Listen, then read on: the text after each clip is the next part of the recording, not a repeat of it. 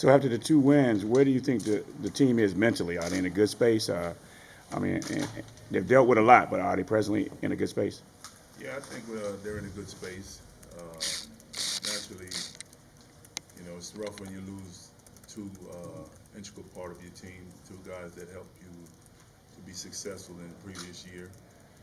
But I thought that the guys stuck together, played together as a team, and did everything that we needed to do to be able to get two great wins. What do you feel were some common themes in those two wins that you guys can build on moving forward? Continue to share the ball. We shared the ball didn't stick. I believe that Terrell did an outstanding job of moving it. He was sometimes passing up shots, but which is something I got on him about because you got to take wide on the shots. But the ball movement was just was a lot better than it had been in the past. Nothing to say negative about those guys that are leaving because they are or they did do some great things to help our program, and they will be missed.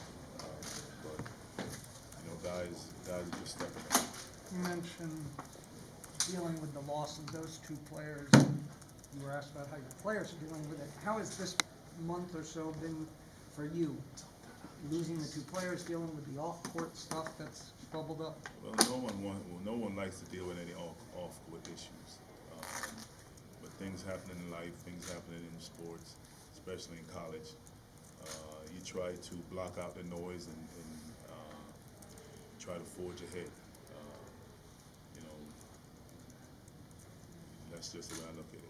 Whatever time you have on the court, you use that to focus on that and not worry about other things. Is that kind of the message to the guys also? I don't know if you brought them together after all this or anything and wanted to talk to them. No, we just talk about the games that are coming up.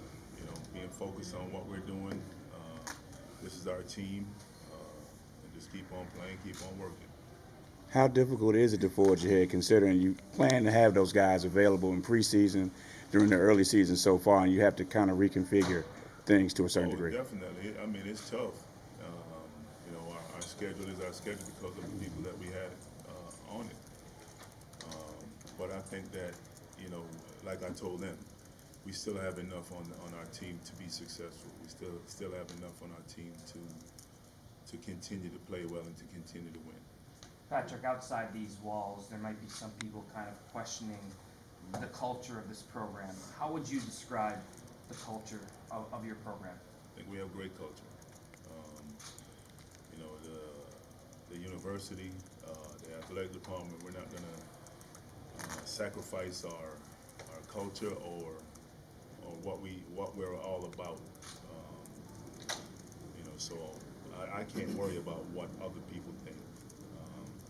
People are going to think negatively or positively, but I know that we have a very good culture here. Patrick, have you been given any sort of estimated timetable by the Office of Student Conduct into when they will finish their investigation with Myron and Galen? No, and I can't talk about any of those things. All I'm here to talk about is, the game at hand. My statement speaks for itself, and because of legal issues, there's certain things I can't even talk about. When all of this had gone down about a week and a half ago, you had road games, other time zone. You're on the road against two teams that at that point had been undefeated. Was there any benefit to being, for the team's sake, to be away from it all and be on the road to totally focus on the task at hand? I'm sure it was. It's always good to regroup and focus especially when adversity sets in. We were on the road. We were isolated. We were focusing on just that. What are the players do you feel have stepped up for you over this past week under these conditions? I think everyone has stepped up. Jagan Mosley has been doing an outstanding job. Terrell has done an outstanding job stepping in for James. Jamarco Pickett has been doing an outstanding job. Amir is starting to play like the Amir I think he can play as. Everyone stepped up and gave us the boost that we need. Syracuse is 5-4, but they're coming off a big win over Georgia Tech. Looking at the tape, what jumps off at the tape at you? What kind of things do they do? Well, I mean, you know, when you play Syracuse, you have to be ready for the zone. That's their staple. If you don't execute your offense, whatever offense it is, zone offense or man offense, whichever one you decide to run against it, you know, you're not going to be successful. You know, Coach Boeheim has been doing this a lot of years. You know, so you know that they're going to be ready. So we have to be ready. We have to be focused. Yesterday, you know, we had 2 days off after we got back. And yesterday was a blowout day. Now today we start preparing. You know, trying to get ready for the zone, trying to get ready for whatever else they might throw at us. Is the full roster available for Saturday? As of now, yes. Patrick, you played during the old Big East days in Syracuse, Georgetown.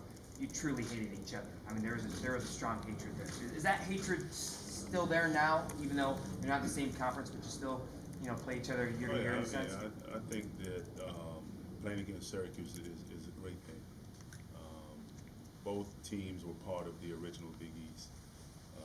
You know, Coach Boeheim, he's still coaching. Coach Thompson's not. Now I'm here. But, you know, the rivalry is still, in my opinion, is still strong and still there. You know, that's one of the things he and I spoke about when we decided to extend the contract. And he told me the only reason why he's doing it is because I'm the one that's calling.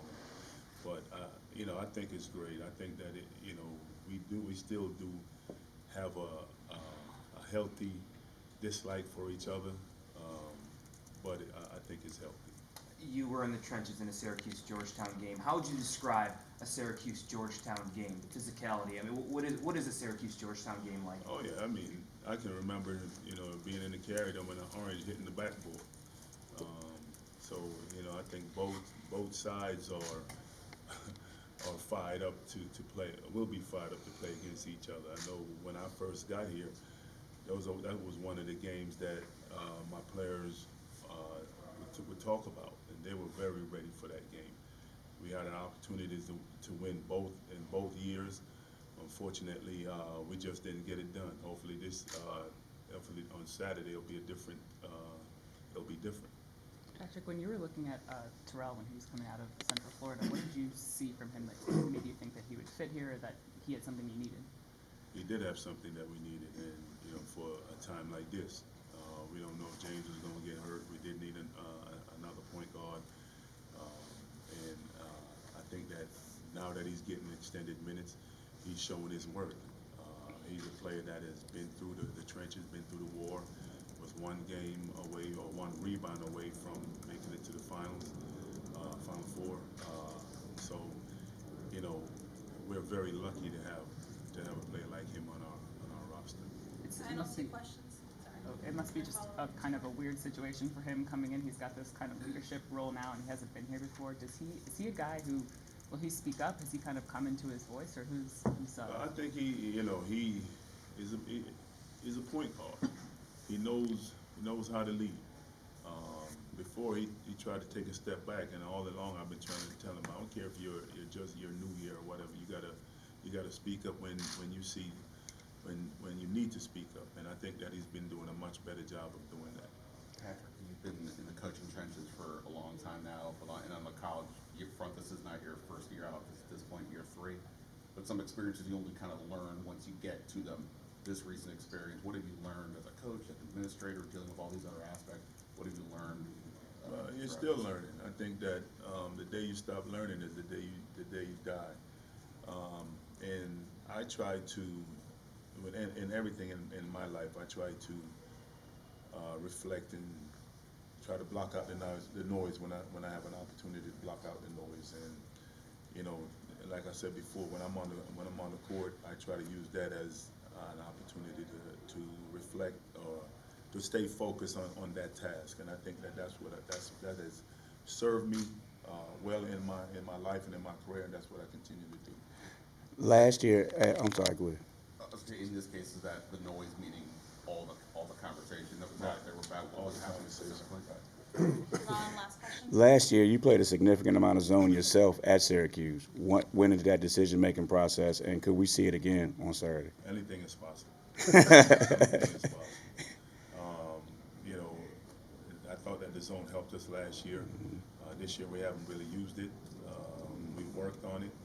It's in our repertoire, but it all depends on how the flow of the game is going. If I feel that we need it. All right. Thank you. Don't forget Hoyas soccer. Thanks, now. Patrick.